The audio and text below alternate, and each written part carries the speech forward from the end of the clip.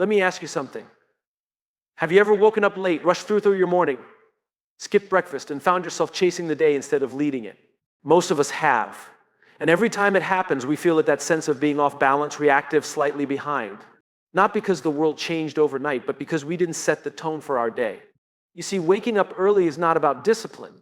It's not about productivity hacks. It's not even about having more time. It's about ownership. When you wake up early, you take control of your life before the world makes demands of you. It's the one time in the day that belongs solely to you before emails, before meetings, before the noise. It's the space where intention is born. In those early hours, you don't just wake up, you rise. You rise with purpose. You rise with clarity. You rise with a chance to define who you are before the world tells you who to be. Think of the people who inspire you not for what they have, but for how they live. They don't chase the day. They greet it. They shape it. They design it. And it always starts the same way early, quiet, intentional. Because the secret isn't in doing more. It's in starting right. And when you start right, you show up differently, not just for yourself, but for everyone around you. You're more present, more patient, more powerful. You don't need to be superhuman. You just need to be awake, not just physically, but mentally, emotionally, spiritually. That kind of awakening doesn't come from hitting snooze. It comes from choosing to rise with purpose. So I'm not here to tell you to join the 5 a.m. club. I'm here to remind you of this simple truth. The way you start your day is the way you live your life. So wake up early not to do more, but to be more. Thank you. Waking up early is about ownership, not just productivity. It's easy to associate early rising with hustle culture, the idea that the earlier you wake up, the more you can accomplish. But this mindset often misses the deeper, more personal reason why waking early matters. It's not just about doing more tasks. It's about choosing how to live. When you wake up early, you reclaim something precious, your time. In a world that constantly pulls at your attention from phones to meetings to responsibilities, those first hours of the day are the only ones that are truly yours. They belong to no one else. There are no emails to respond to, no urgent calls, no traffic, no noise. Just you, your thoughts, your breath. In that space, you get to decide how your day begins. And in doing that, you begin to shape how your life unfolds. Ownership means responsibility, yes, but more than that, it means power. When you rise before the world demands your attention, you start from a place of control, not chaos. You lead the day instead of following it. And that subtle shift in perspective can transform how you feel, how you think, and how you perform. Contrast that with what most of us experience when we wake up late. The alarm goes off. We hit snooze once, twice, maybe 3 times. Eventually, we jump out of bed in a panic. First hours of the day are the only ones that are truly yours. They belong to no one else. There are no emails to respond to, no urgent calls, no traffic, no noise. Just you, your thoughts, your breath. In that space, you get to decide how your day begins. And in doing that, you begin to shape how your life unfolds. Ownership means responsibility, yes, but more than that, it means power. When you rise before the world demands your attention, you start from a place of control, not chaos. You lead the day instead of following it.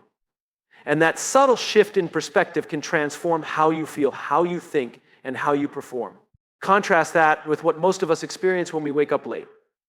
The alarm goes off. We hit snooze once, twice, maybe 3 times. Eventually, we jump out of bed in a panic.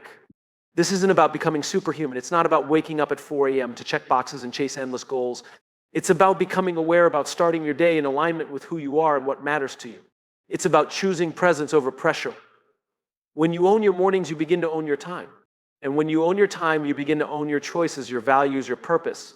Waking up early can feel difficult at first, but the reward isn't just an extra hour. The real reward is peace, clarity, intention. You stop living on autopilot. You start noticing more, thinking deeper, showing up with more patience, more energy, and more strength. In the end, waking up early is a statement. It says, I'm not here to survive the day. I'm here to shape it. It's a quiet decision with loud consequences. Because the first choice you make, how you rise, often determines how you live. Not because you checked off more tasks, but because you chose to lead your day from within rather than be led by everything outside. That's ownership. And it changes everything. Early mornings create space for intention and clarity. In a world that moves fast and rarely pauses, the early hours offer something rare and deeply valuable: stillness. This stillness isn't just the absence of noise, it's the presence of possibility. When the rest of the world is still asleep, the day hasn't yet been touched by obligations, expectations, or distractions.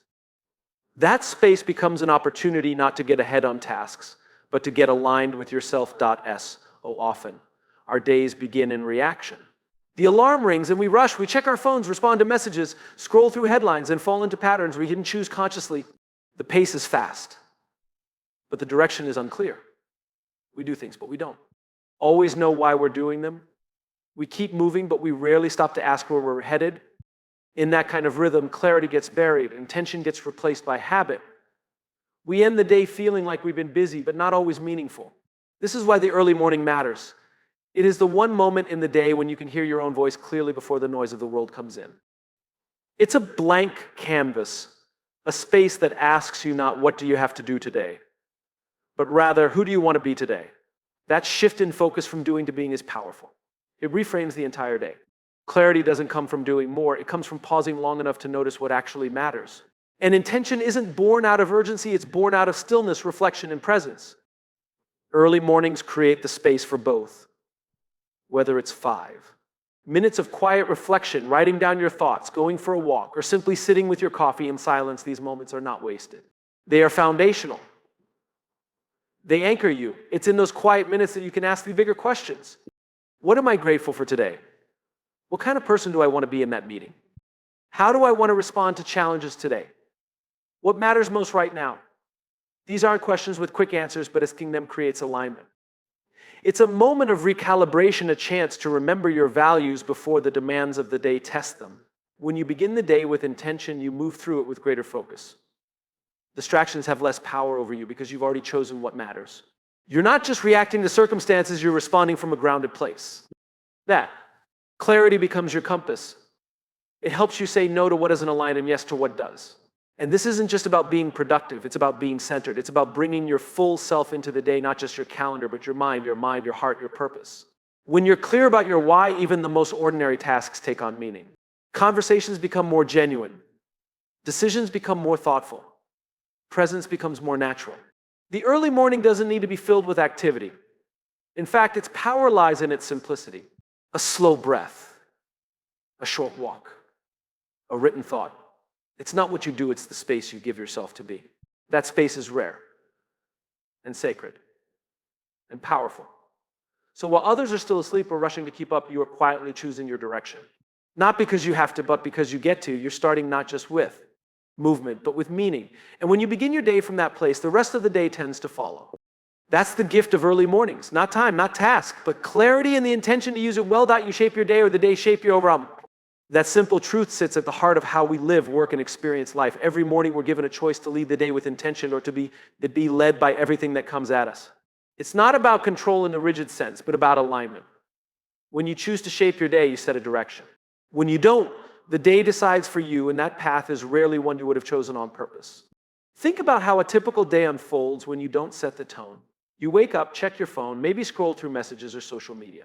Immediately, you're reacting. You're pulled into other people's priorities, their texts, their expectations, their crises. There's no time to pause, no space to ask yourself what you need from the day. By the time you realize what's happening, you're halfway through the morning and already feeling behind. You're not living the day, you're surviving it. That's what happens when the day shapes you. It pushes, pulls, distracts, interrupts. It demands your energy in small, invisible ways, and before long, you've given away your best focus to things that don't really matter. You say yes to things you didn't plan. You jump from task to task. You might stay busy, maybe even productive, but you're present. You finish the day exhausted, not because of how much you did, but because of how scattered you felt while doing it. Now imagine the opposite. Imagine starting the day with intention. You wake up early, not in a rush, but in quiet. Before looking at your phone, you check in with yourself. Maybe you reflect for a moment or write down what's important today. You ask, what kind of energy do I want to bring into this day? That simple act doesn't take long, but it sends a message to your mind, I'm in charge. You decide what gets your attention. You choose how you want to show up. When you shape your day, you create space for focus, clarity, and purpose. You begin with your values in mind, not just your to-do list. You make time for what matters before the world asks for your time. This doesn't mean you control every outcome. Life is unpredictable. But even when challenges arise, you respond differently because your mindset isn't reactive. It's anchored. Shaping your day isn't about perfection. It's about direction. You may still face interruptions, surprises, and stress. But instead of feeling pulled in every direction, you come back to your center. You remember what matters. You move through the day with more confidence, more calm, and more clarity. And the people around you feel it too. Over time, this small habit becomes a way of life. You stop rushing through your mornings and start owning them. You stop drifting through your days and start designing them. You realize that how you begin matters not because it guarantees results, but because it defines your relationship with time, with focus, with self-respect. You shape your day or the day shapes you. It's a choice you make consciously or not. Every single morning. One path leads to alignment, purpose, and peace.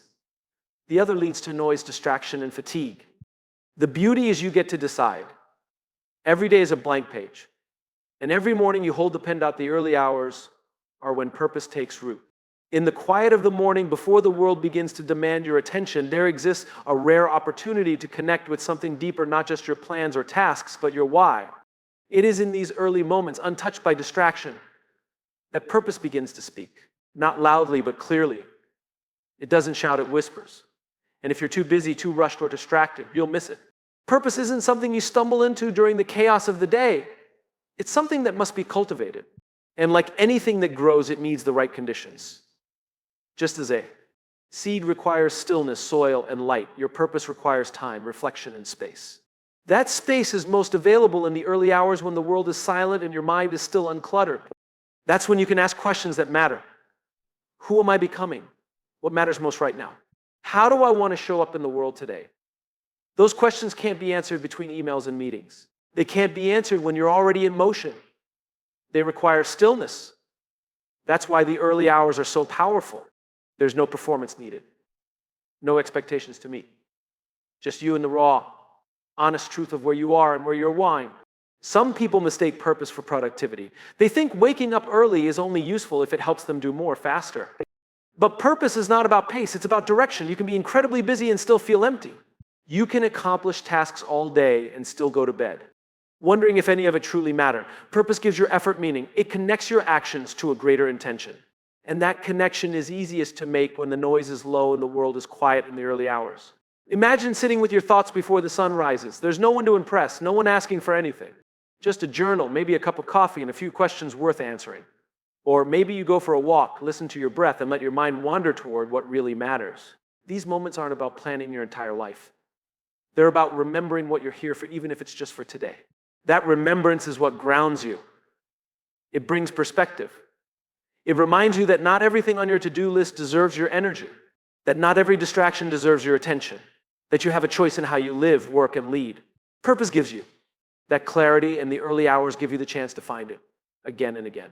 This isn't just philosophy, it's practice. Athletes, artists, leaders, people who live with clarity, they don't wait until the day overwhelms them to center themselves. They begin the day with purpose. That doesn't mean every morning is profound. Some days it's just showing up, breathing, listening. But over time, those quiet moments build something strong and steady inside you. Something that doesn't shake when the day gets loud. Purpose doesn't arrive in grand gestures. It arrives in consistent intention. And the early hours offer the perfect space to renew that intention. Every morning becomes a new beginning, a chance to remember who you are and how you want to live. You don't find purpose once and keep it forever. You return to it daily like water to roots. That's why the early hours matter, not because they're productive, but because they're sacred. They're when purpose takes root quietly, patiently, and from that root, everything else begins to grow. It's not about doing more, it's about being more. This idea runs counter to much of what we're taught in modern life. Productivity, achievement, speed, these are often the metrics by which success is measured. The more you do, the more valuable you seem. But the truth is, doing more doesn't always mean living better. You can fill your schedule, check off every task, and still feel unfulfilled, because purpose, peace, and presence don't come from how much you do, they come from how fully you are. Being more is not a call to inactivity. It's not about abandoning ambition or letting go of progress.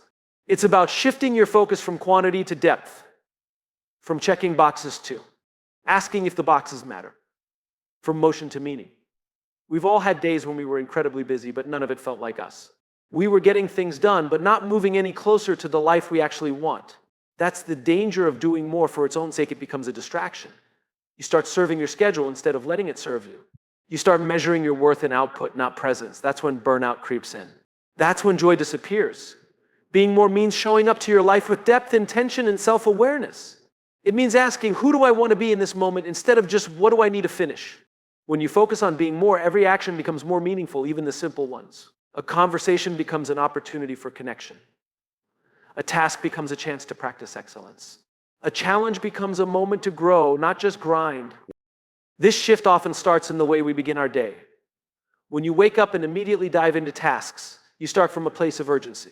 But when you give yourself space, even a few minutes to reconnect with who you are and how you want to live, you begin from a place of strength. You don't just ask, what do I need to do? You ask, what kind of energy do I want to bring into this day? That simple question changes everything. It's easy to get caught up in the idea that we always have to do more, wake up earlier, work longer, squeeze every second for maximum output. But life isn't a performance. It's a practice. And the most impactful lives are rarely the busiest. They're the most intentional. People who focus on being more tend to listen better, lead with empathy, and carry themselves with clarity. They aren't just moving, they're moving on purpose. This doesn't mean you won't work hard. In fact, when you are centered in who you are, your work becomes more powerful, not less. Because it's not coming from a place of pressure, it's coming from alignment. You don't burn out chasing every opportunity. You choose the ones that resonate. You don't react to every demand. You respond from a place of calm and clarity. And that makes all the difference. Ultimately, doing more is about efficiency. Being more is about effectiveness. And while the world may applaud your hustle, your soul knows the difference. You can feel it in the stillness and the peace that comes from knowing you are living in alignment with your values, not just your goals. So when the world urges you to go faster, take a moment to slow down. When you're told to be more productive, ask instead how you can be more present. Because it's not about squeezing more out of your day. It's about putting more of yourself into it. And when you leave from that place of being, not just doing, you don't just get more done. You become more of who you were meant to be. How you start your day reflects how you live your life. That first hour after you wake up may seem small, even forgettable, but it holds a mirror to your mindset, your values, and your priorities. The choices you make in those early minutes, whether conscious or automatic, reveal how you relate to time, to discipline, to presence, and ultimately to yourself. Your mornings are not separate from your life, they are a microcosm of it. Think about how a rushed morning feels. The alarm goes off and you hit snooze already, bargaining with your day before it's begun. You wake up late, skip breakfast, scroll through your phone, or dive straight into emails. You're not thinking about how you want to live, you're thinking about how to keep up. The day begins with tension. From the very start, you're behind. And more often than not, the rest of the day mirrors that same energy, reactive, scattered, disconnected. Now imagine a different beginning. You wake up early not out of pressure, but from choice. The house is quiet. You take a few deep breaths, maybe journal a thought, set an intention, or go for a walk. You move with awareness, not urgency. You decide what kind of energy to carry into your day. Maybe you ask yourself what matters most today or who you want to be in the interactions ahead. That first hour isn't packed, it's purposeful. And because of that, the rest of your day often follows suit. You carry that same clarity into your work, your conversations, your decisions. The start of your day doesn't have to be perfect or full of rituals. What matters is how intentional it is. Are you waking up to your life or sleepwalking through it? Are you starting with presence or with panic? The way you begin is a message one that says, this time is mine and I will use it in alignment with who I want to be. That's not about how early you wake up, it's about why you wake up and how you show up. Your mornings offer a daily opportunity to realign. Each one is a reset button. They don't have to be grand. You don't need an elaborate routine, but you do need honesty, a willingness to ask, what do I need to live this day well? Because when you start with that question, you're not just planning your schedule, you're designing your life. And it's not about whether every morning feels amazing. Some will feel flat, tired, uninspired. That's normal. What matters is the decision to return to your center again and again, to treat your mornings as more than a means to an end, to treat them as a reflection of how seriously you take your time, your energy, and your purpose. We tend to think our life is shaped by big moments, but more often it's shaped by the small ones repeated consistently. The decision to wake up with intention instead of impulse, the choice to create rather than consume, the willingness to lead your day rather than be led by it. These seemingly small acts compound. They shape your identity. They tell you who you are day by day. So look closely at how your morning begins. Does it feel aligned with the life you say you want to live? Is it rooted in awareness or lost in autopilot? Because how you start your day doesn't just influence what happens in the next few hours, it reveals what kind of life you're building and what kind of person you're becoming. And that makes every morning a chance not just to start the day, but to start becoming who you truly want to be.